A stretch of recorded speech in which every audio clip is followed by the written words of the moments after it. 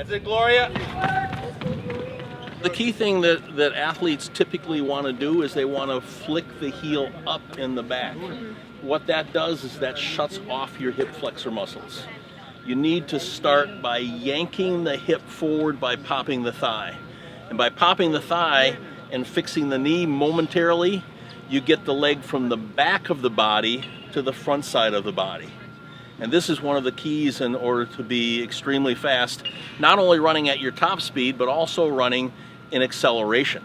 See, both of you are pulling the leg forward before you push all the way, which is good. Okay, okay. What we try to tell people is, have you ever been so angry that you tried to kick someone in the shins? Okay?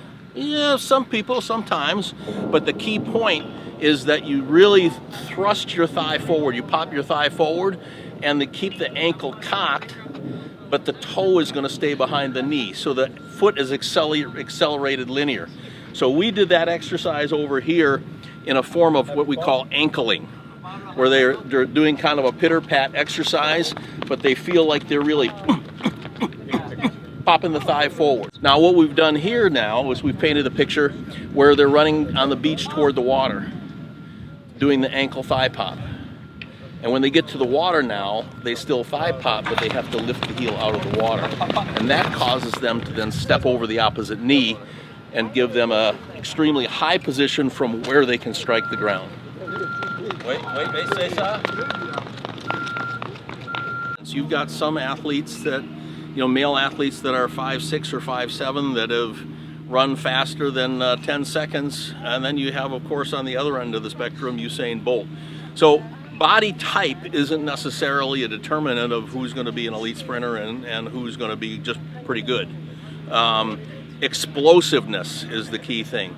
The athletes that have the ability to have a huge standing long jump, that's a measure of power to body weight ratio and the ability to accelerate your body mass, which is critical in the 100 meters. If you take your hand like this and I just try to hit my chest as hard as I can with my finger, and then I do this, which way is faster? Second.